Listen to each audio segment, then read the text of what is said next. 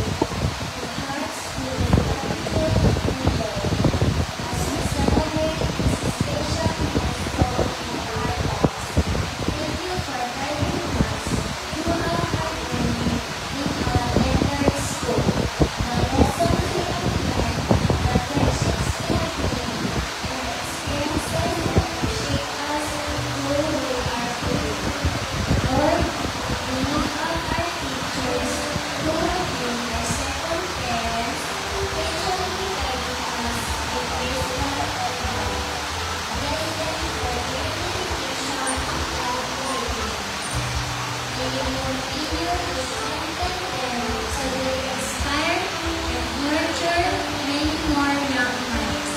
We also thank you for our parents and guardians who supported us with their unconditional love and sacrifice.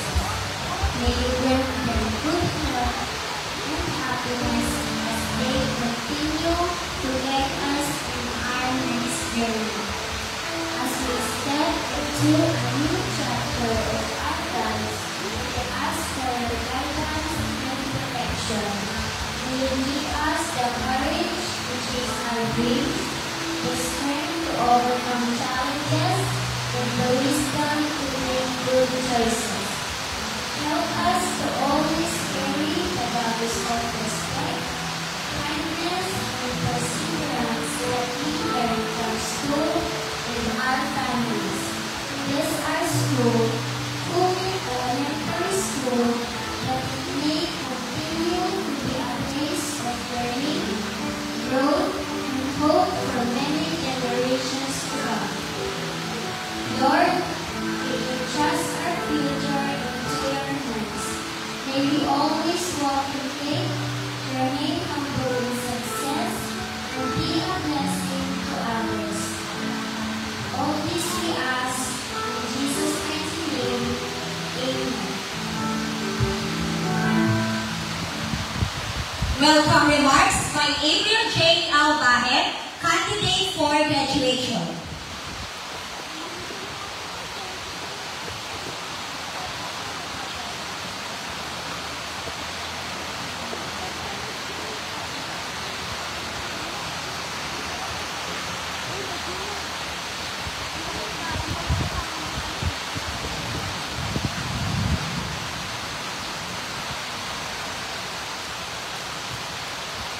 Beloved Schools Division Superintendent, Sir Renata Z. Galiran, respected school heads of Gataran Central District, led by the brilliant district in charge, Ma'am Madeline U. Unita, ably represented by Ma'am Rosalie D. Luis, noble teachers of Culin Elementary School, steadfast school head of this institution, Ma'am Snoni T. Vargas, dedicated barangay officials led by Barangay Captain Jackson Iwanag, esteemed guests, proud parents, friends, ladies and gentlemen, a great afternoon to one and all.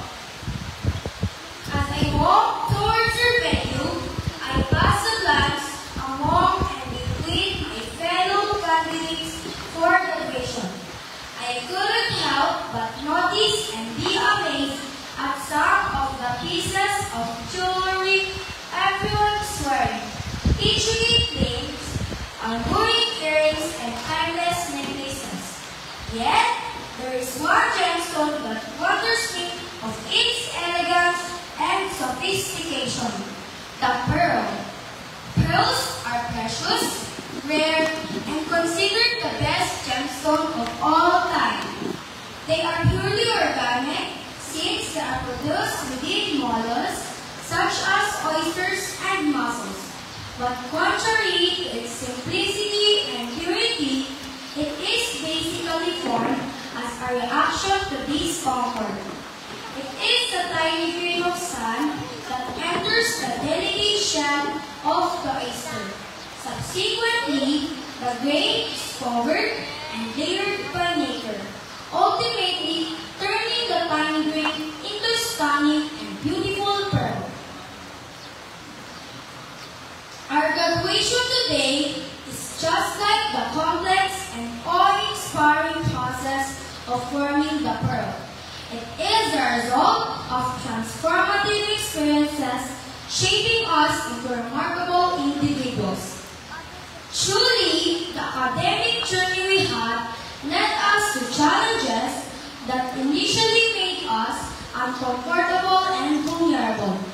Over time, we have learned to embrace these challenges as part of a life-changing process, resulting to resilient tenacious, and diligent members of our community. As we celebrate today, may we be mindful that our accomplishment came at a high price. It required and demanded the dedication and commitment of our teachers, the hard work and sacrifices of our beloved families, and the support of all the people around us. To all of you who came to grace this consequential event, we, the candidates for graduation for school year 2024-2025, welcome you to this graduation ceremony of Kulit Elementary School. Welcome, welcome, welcome.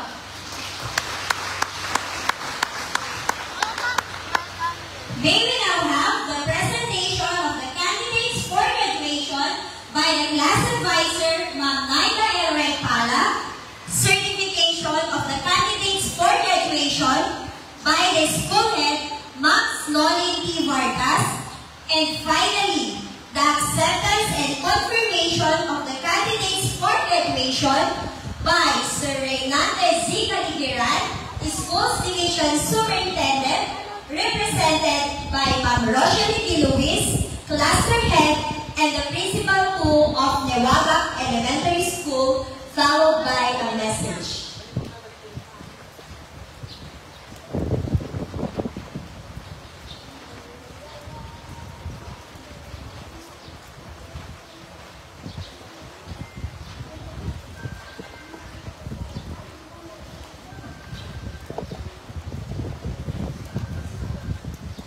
Good afternoon. I have the honor to present to you the candidates for graduation of Kulit Elementary School this is school year 2024-2025, composed of 17 boys and 6 girls, with a total of 23. I hereby petition the office of the school's division superintendent to certify completion of the requirements of these candidates. Madam, they now await your certification. The authorized representative of the school's division superintendent, Dr. Rosalie P. Luis. Madam, I hereby certify that these 23 candidates for graduation have fully satisfied the requirements set to the Department of Education under the K-12 Basic Education Curriculum. And may I request that they be confirmed graduates of Kulit Elementary School for school year 2024-2025.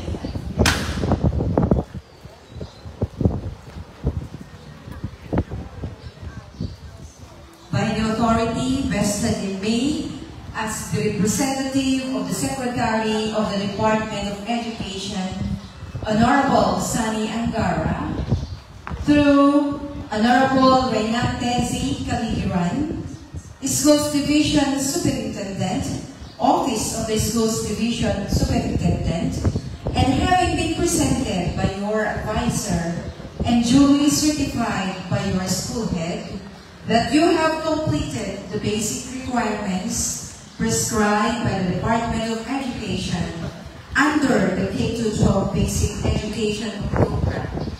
I now accept and confirm you graduates of Kulit Elementary School for school year 2024-2025. Congratulations!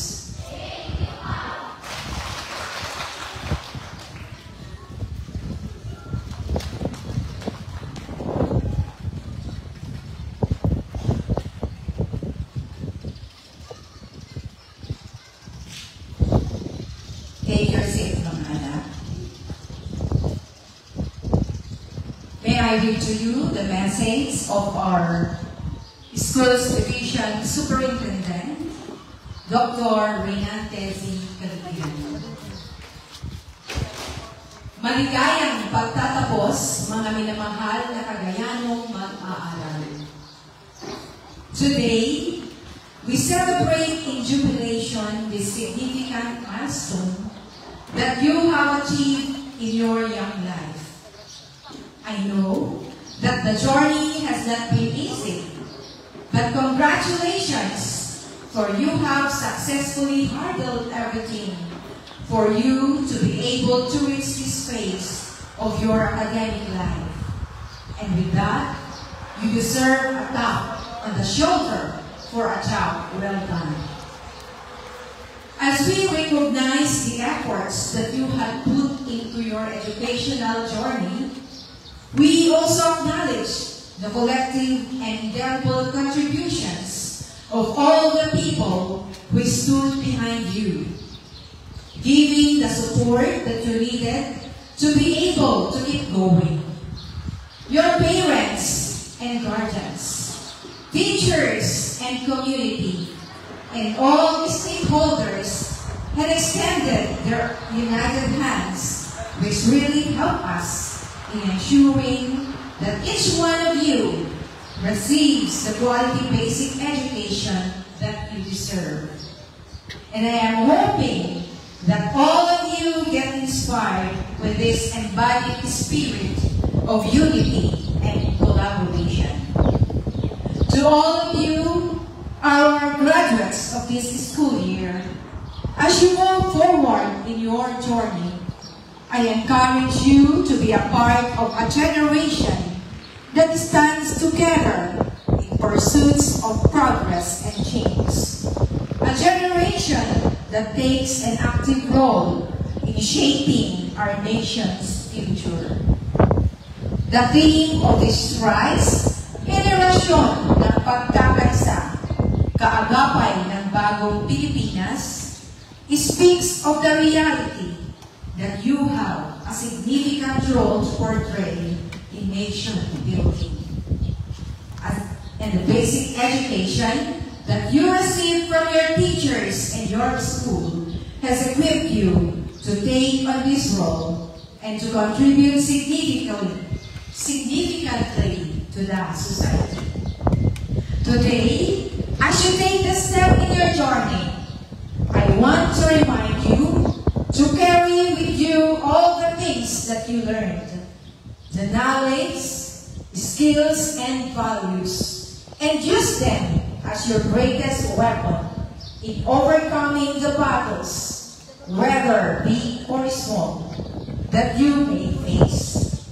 Remember that your dreams are valid, achievable, and are worth fighting for. Thus, keep driving, keep going, and be the best version of yourselves. Again, I extend my warmest felicitations to all of you. Mabuhay Batch 2025!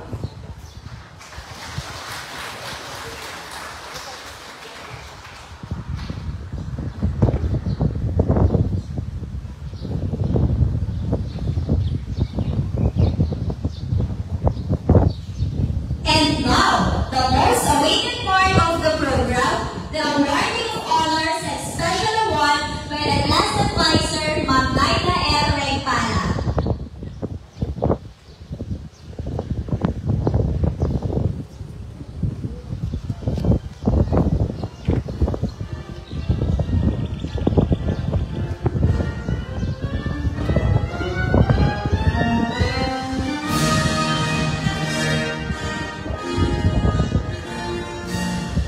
I have the honor to present to you the Academic Excellence Awardees of the graduating class of the school year 2024-2025.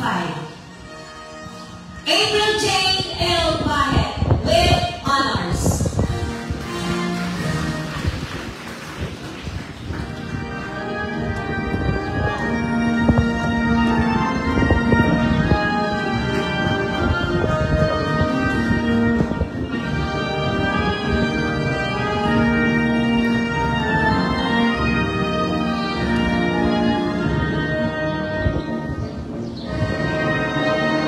Lance Ismer O. Kalma with honors.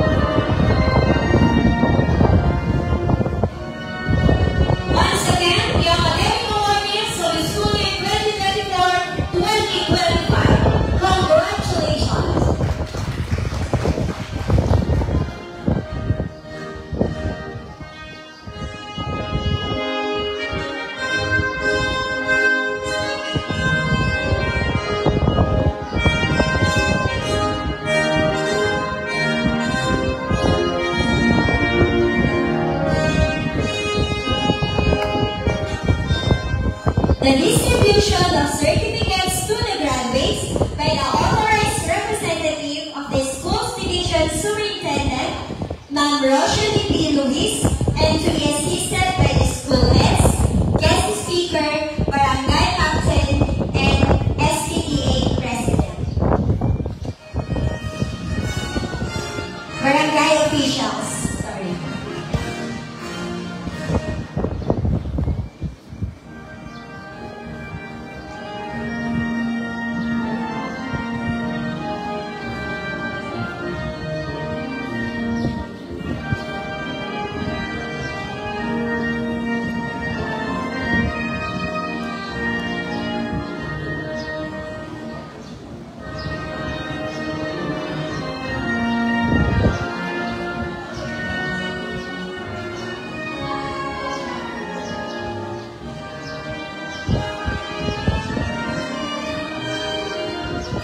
Acevedo Marky James S.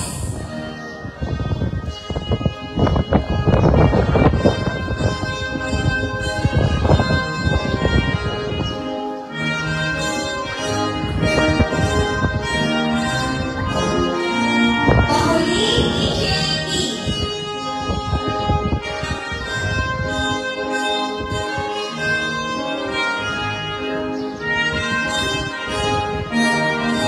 Kalma Lance Ismail O.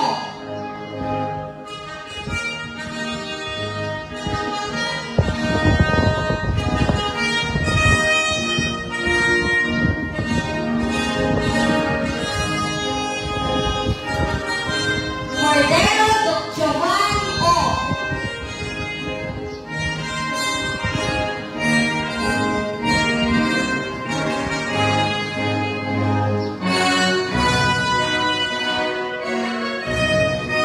Corpus Roy P.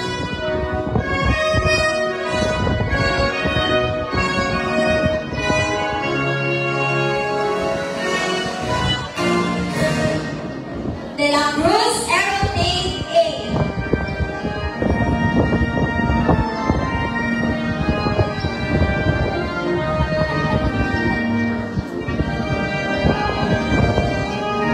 De la Cruz Christopher David Liu.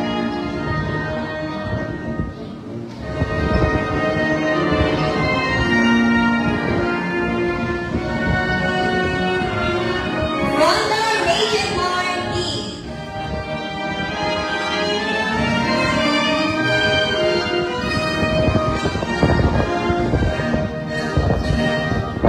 Gallego John Cedric P.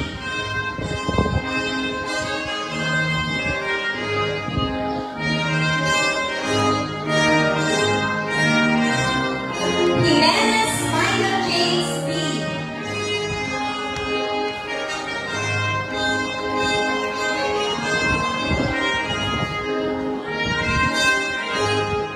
Joanna Grant Chrysler C.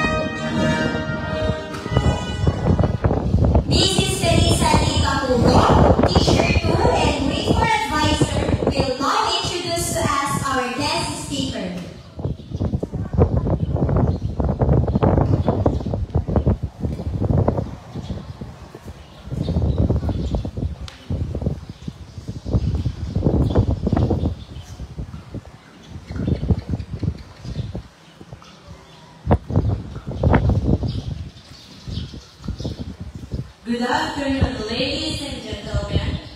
Today, we gather not only to celebrate the accomplishments of our dear graduates, but also to honor a remarkable milestone, the 30th graduation ceremony of Kulit Elementary School. This day will forever be etched in the hearts of our graduates, their proud parents, and the entire school community.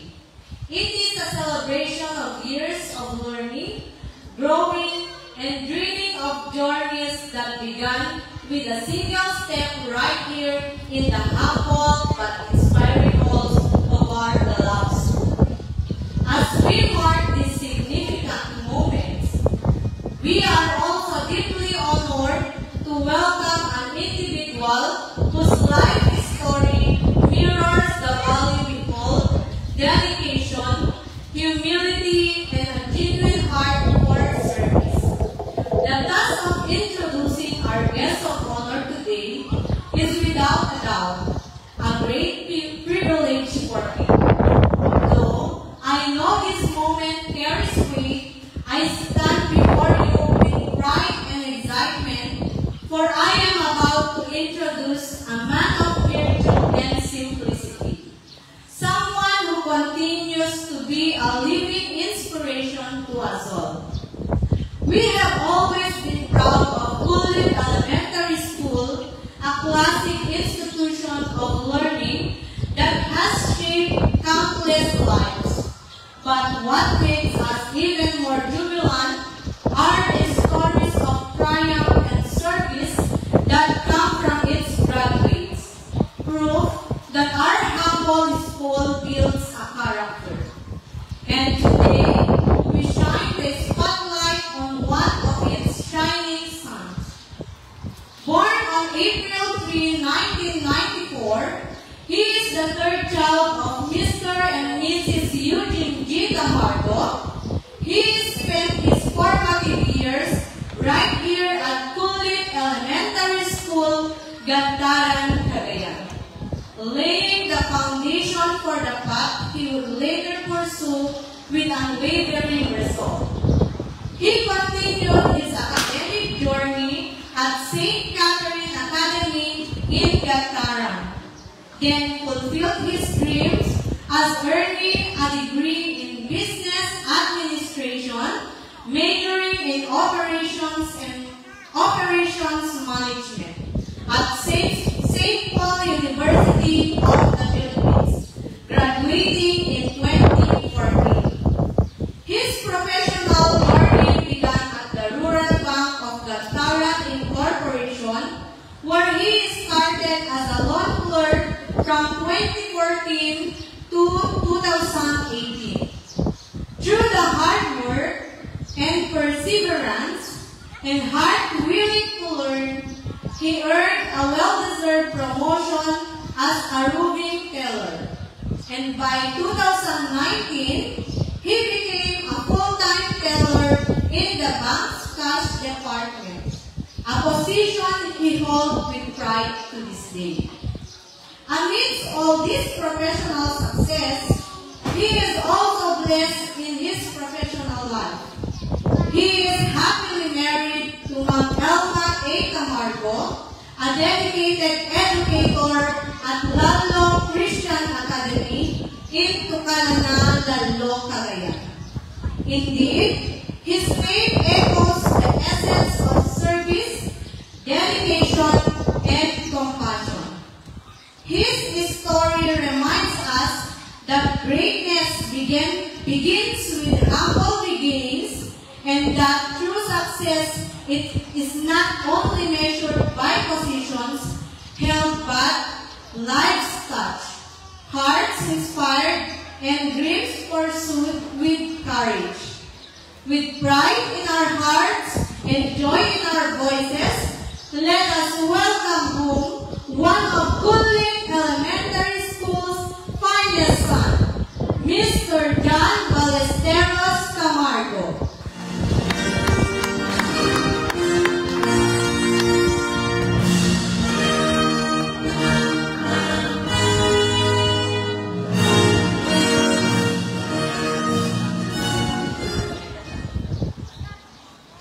You may be seated. A pleasant day to everyone. Good afternoon. I would like to acknowledge first our distinguished guests, our amazing teachers of Kulit Elementary School, headed by Ma'am Smolin Vargas, our caring and beautiful principal, Ma'am Madeline Tulita, our Central District in charge, Ma'am Rosalie Luis, Principal of Libagan Elementary School, Ma'am Jenna Escobar, teacher in charge of Kulit Elementary School, and Ma'am Divina Antonio, teacher in charge of Laguna Elementary School. May I also acknowledge our barangay officials, our tanod and health workers. This is headed by our beautiful, our handsome and caring barangay captain, Honorable Jackson Iwana, and acknowledge to his beautiful and supportive wife, Ma'am Roslyn Iwana. And also, I would like to acknowledge Pastor Renato, the Great Commission Institute Post Pastor, and the proud parents, most especially our dear graduates of this year's school year 2024-2025. Good afternoon. Isang malaking karangalan sa aking nangyayari bilang inyong guest speaker. Isang napakaraming okasyon na ito. Ako ay nangyayarang taong sinalis ka ng aking sarili para tumayo sa iyong harapan. Pasensya na lang kasi this is my first time to speak in front of the audience. In front of you. Pasensya na po, medyo kabato talaga. Noong una nung tinanong sa akin yung mga story, pwede ka ako guest speaker sa kanya. Sabi ko, nung pagka, may mga tao na mas ma-deserve sa akin, sabi ko. Tapos biglang may, sabi ng misis ko, wala, may letter ko, sabi niya, yaman na. Nyari sa kasat ikat yang mo matek ko sa kasla letter king bagi kasla nungkir king kasuan ka disya. Mura pagpagawin kasi ay hindi ko pala. May sakay na invitation nga agbalik na guest speaker. Daktal na kung daway din ang pagdating na ito sa mga nyo. Daktal na encouragement may isang bagay ay isang bagay challenge ko nga i-accept ko din yung isang oportunidad nga as isang graduate namintas yung mga eskwela na Kulit Elementary School then malisitap mo namintas yung eskwela akin malisitap din ang mga atin mga kasi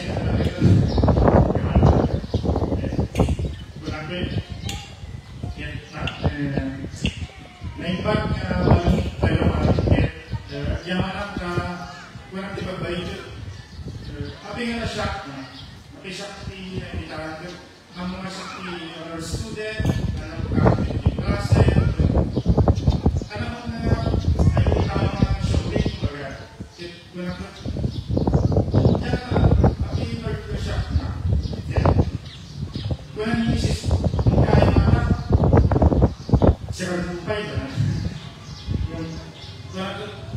sige, itry ko na mag-get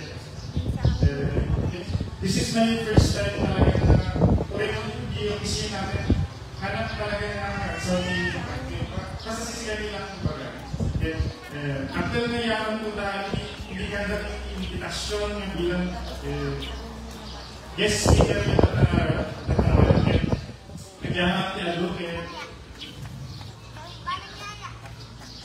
jangan ada. Yang sakit amin, kita biar tahu ini naraksa na graduate kita nakawin. Congratulations graduates. Ya, may isa dapat lang. Naraksa kita na dapat lang. Naraksa kayo lang. Nagkaksot. Naraksa kayo lang.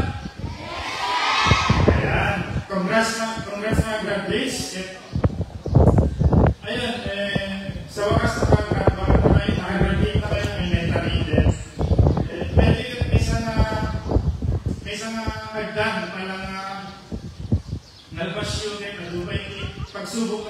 ganahan nyo ket. Ato pa challenges nga kapanti niya yung ket. Ato pa pagsubok challenges ken dalan makapagbasa kayo. Ano yung panunod doon mo kasi karigat nagbasa? Panunod nyo doon yung sakripisyo na naganap nyo. Yan. Alin isang puso yung inabi nito pag panunod nyo na kaya nagbasa para dahil sakripisyo tinaganap ko, malayo. Kaya ano ito mga malayan na nakalpas kayo doon high school, college, kaya naging kurso nga kaya nyo alaga. Kita nyo po niya hindi dibatan na nagkakaroon kinakabus na sunay yung mga pinagkinay knowledge and wisdom talagang niya yung exam. Iraman nyo kung ganyan naganak yung mga pinagkinay support na kinay nag-sakripisyo na ikanaragan nyo so na ikanay gundaway nga ano doon pa nga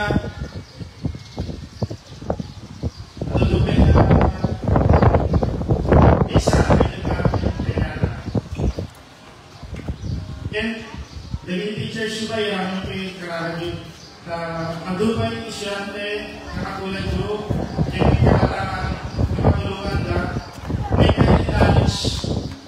Yan, mas importante tayo, nag-banag na kahit na naman.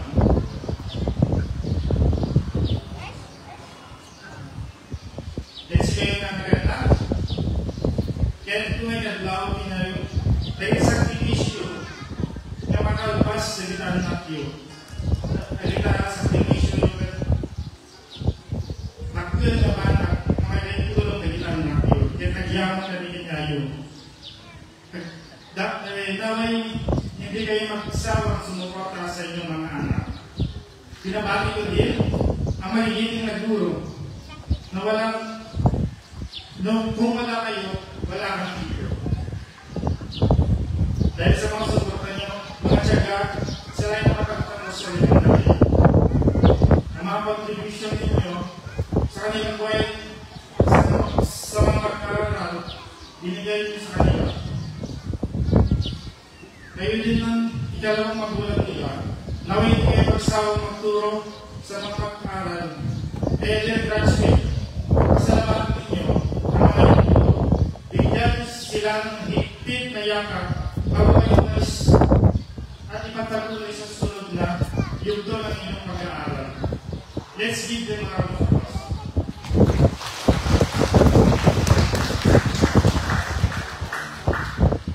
At syempre ngayong araw, ngayong pagdiriwang natin ng inyong achievements bilang pag-aaral, may hindi lamang itong ipagdiriwang kundi pati na rin simula ng panibagong yugto ng inyong mga buhay bilang kabataan na magiging bahagi ng ating bansa.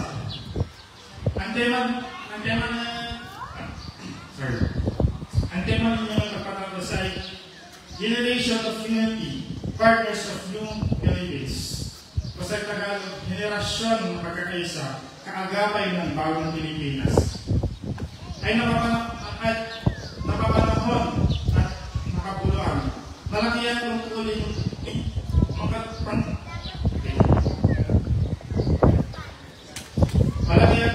na inyong nakakarating. Ito ang maging bahagi ng pagbabago sa isang mas maunlad at mas magkakaisang Pilipinas. Bilang kabataan, kayo ay tinatawag na bagong henerasyon ng pag-asa. Ngunit sa panahon ito, higit sa pag-asa ang kailangan ang ating bansa. Kailangan ng ating pagkakaisa. Pagkakaisa nagsisimula sa inyong tahanan, sa paaralan, at sa inyong mga sarili. Hindi sapat na kayo ay magtagumpay lamang para sa inyong mga sariling kapakanan. Dapat ninyong gamitin ang natutunan upang magsilbi sa iba, sa ilaw sa iba, sa pagkakaisa puso at isipan, at sama-sama pagkilos at sa pagbibigay ng malasakit sa isa't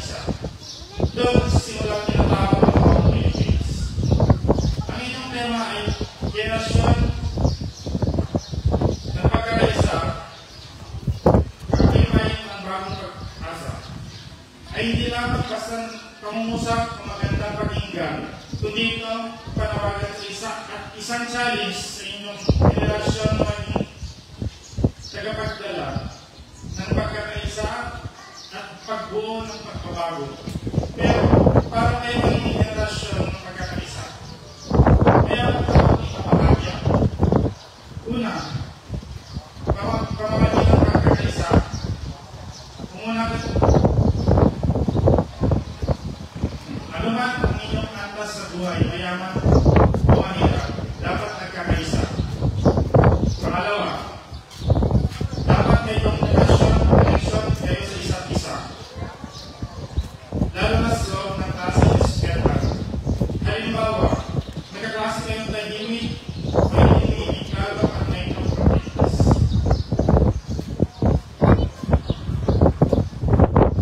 You need to build a connection between yourself, or sa isa't isa. Magkaroon din ng pagkakaisa sa group. Pangatlo, ang pagtutulungan sa halip ng koordinasyon. Halimbawa, ang group activity. Hindi bakit ikaw ang matalino, sa group ikaw lang ang susunod. Kasi tulad niya, ikamot itutundawin ng nagsikalan ng pakit. Sige, nagpalaling, pamumahagi, sikat namin masulot. Dapat masabol na dapat hindi mo parang nalagay ka grupong idea. Tamas may meron lang i-resulta natin at ay talaglagan ng trabaho. Pang-apat, gamitin ninyong matutunan talento para pagtulong sa iba. Huwag ipagdamot ang iyong meron ka. You need to help one another. You need to continue. Para sabay-sabay tumas. Para tumas ang isa't isa para sa kinabukasan. Yun ang example sa trabaho namin. Balik, kaya ilang-apply ito bilang isang connection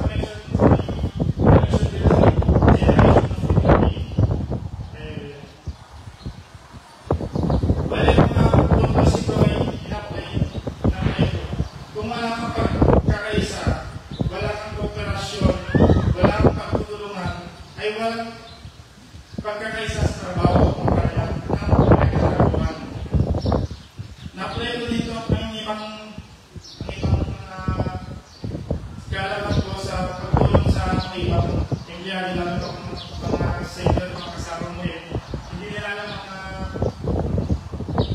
lalo mga computers kasi. So kailangan mo i-share the knowledge mo kinigiragdual para sa doon lahat kayo magkakaisa, sabay-sabay kayo tumaas.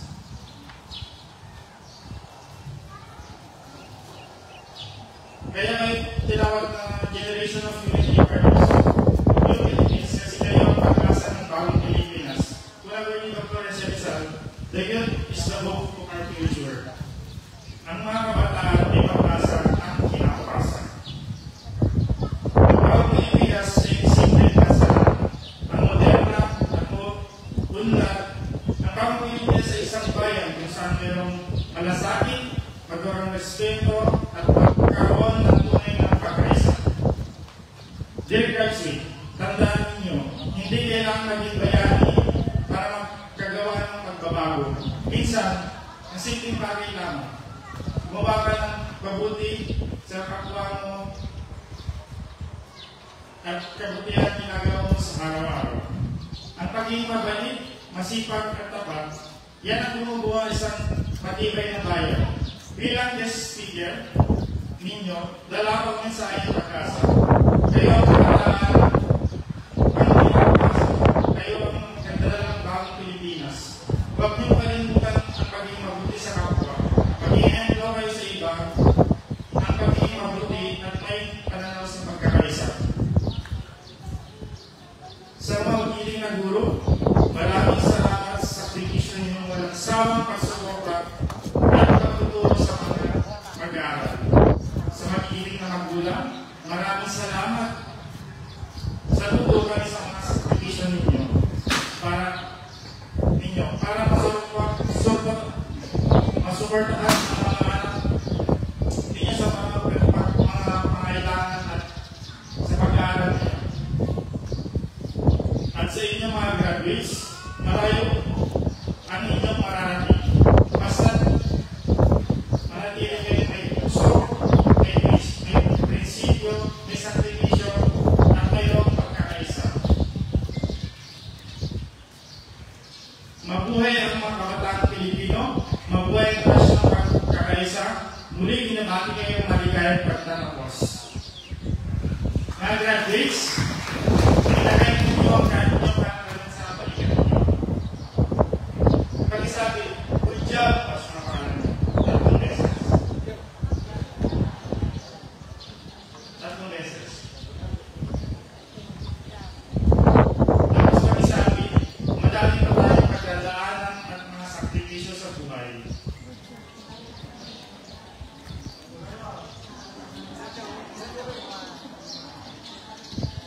Pero kakayanin para sa pinakatasan. Maraming salamat sa pakikinig. Congratulations, graduates. May God bless you all. And best of luck on your next term. Thank you. God bless you. Thank you, sir. As a simple token of gratitude for a job well done, may we award the certificate of appreciation to our guest speaker. Please allow me to read the text. Republic of the Philippines, Department of Education, Region 2, Cagayan Valley, Schools Division, Office of Cagayan, Gataran Central District, Kulit Elementary School, awards this certificate of appreciation to John B. Camargo, guest speaker, for sharing his valuable insights, inspiring journey, and admirable achievements during the 30th graduation ceremony of Kulit Elementary School, Gataran Central District, held on April 14, 2025, with the theme Generation of Unity, Partners for the New Philippines, given this 14th day of April 2025 at Kulit Elementary School, Gataran, Cagayan, Philippines. Signed, Slolin T. Vargas, Principal 1. Signed, Madeline Uolita, District in Charge.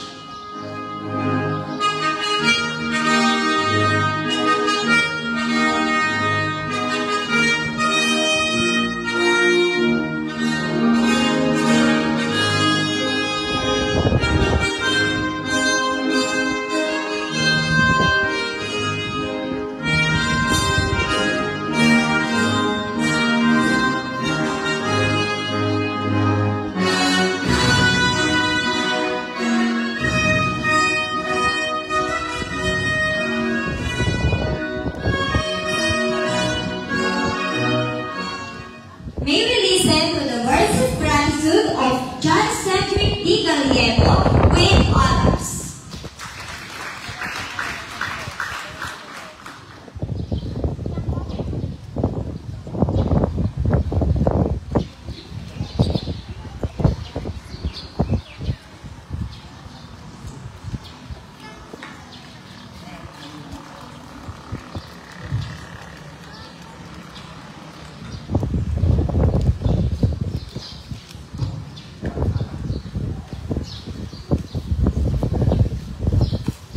Great afternoon to one and all. Today is a momentous occasion, a day filled with pride, joy, and gratitude. Today is not just a regular day, not a casual celebration, not just receiving of diploma. Rather, today is a testament of hard work, sacrifices, and of dreams coming true. Today is our day, our graduation day. Ngayong araw, ating aanin ang bunga ng mga pagsisikap. Lahat na tayo ay may kanya-kanyang makabuluhang kwento ng paglalakbay. Some of us walk long distance to school. Some at to para sa between studying and helping our parents. In some ways, seemingly, it's a remarkable challenges. Ngunit, ang ating pagtayo ngayong araw ay patunay na walang pagsubok ang di kayang lampasan ng pagbubunyagi at pagkakaisa. Bagay na pinagtibay ng tema ng pagtatapos ngayong taon. Generation of Unity, Partners for the New Philippines. Our team underscores the importance of unity and collective efforts in achieving a stronger and brighter future, emphasizing the crucial role in our current generation in supporting one another and working together toward a new and progressive Philippines. Tayong mga kabataan ang pag-asa ng bayan at ang ating pagtatapos at isang mahalagang hakbang patungo sa pagiging mabuting mamamayan. Tayo ang henerasyon ng pagkakaisa. Tayo ang may kakayahang gumawa ng mas maunlad, mas mayabang at mas makatarungang Philippines. To my fellow graduates, the road ahead of us is laden with thorns. Sometimes we will be bruised, broken, and wounded. I ask of you, just keep going. Cling on to every dream for your family. May each dream in your heart give hope and determination. Also, let us cherish our alma mater proud by demonstrating the values we taught in this school. The power of unconditional love, the strength of unity, and joy of helping one another. To our parents, we appreciate all your sacrifices. I hold close to my heart your labors and dedication. As I saw how my father worked, he is a farmer, a man who breaks the heat of the sun and heavy rains just to till the land and sustain us. My mother is a barangay health worker, tirelessly serving our community while ensuring my siblings and I receive the care and education we need. Hindi man kami sagana sa material na bagay, ay hindi ko kailanman naramdaman ang kakulangan sa pagmamahal at suporta mula sa aking mga magulang.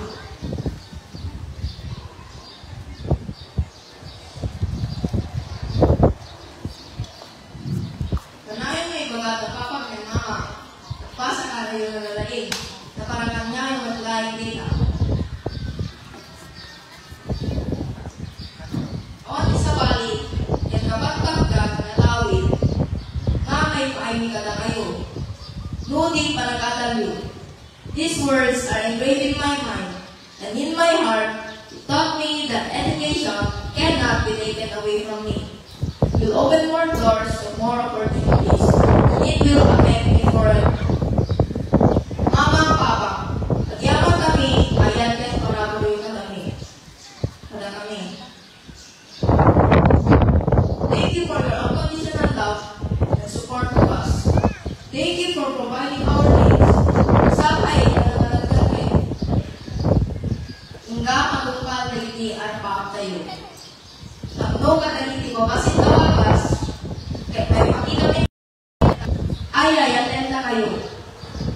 To our teachers, thank you for your unwavering dedication and patience. Not only equip us with competencies, but also inculcated in us valuable lessons in life. You shape and mold us to be the best version of ourselves. Thank you for the love and care you've given us.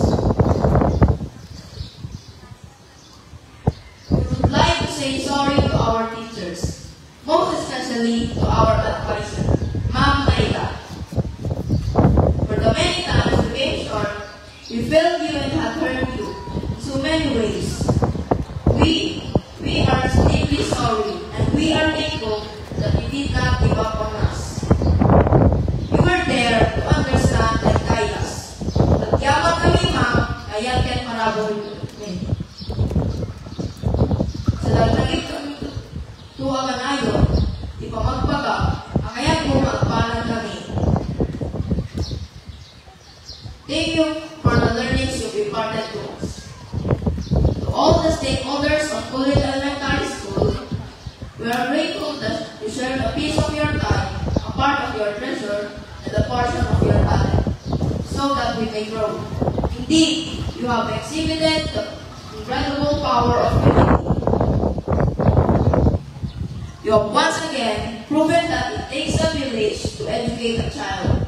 We shall now leave the portals of this school, more than ready to be the partners of the new Philippines, because you are there for us. Above all, we give praise and glory to our Almighty God, who in all ways and in all times had sustained us. Batch 2025, Henerasyon ka ng pagkakaisa, magpunyagi, ibahagi, bayak mo'y iluwalhati. Muli, magandang hapon at maraming salamat po.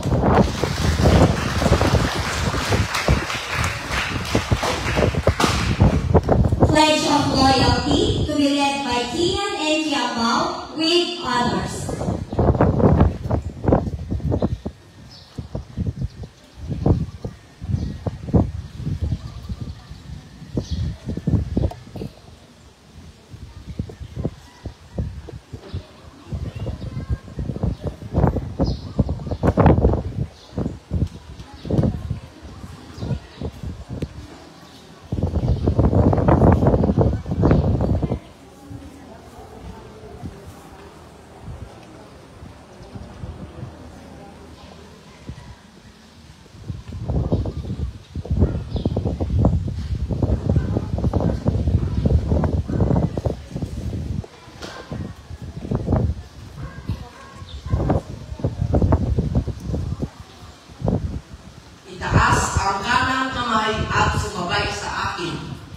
Panunumpa ng katapatan dahil sa matibay na pananalig sa Diyos sa paraan ng pamumuhay at sa mga simulang pinaghirapan ng ating mga matatapat at matatapang na ninuno.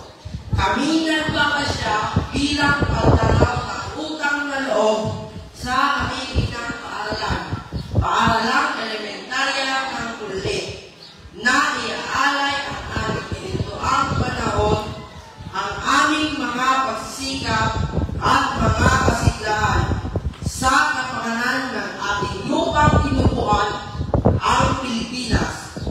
Pinagpapasyahan din namin na aming itatalaga ang lakas ng buhay na nasa aming mga ugat, ang kalinisan ng kaisipan na nasa aming mga buti, at ang apoy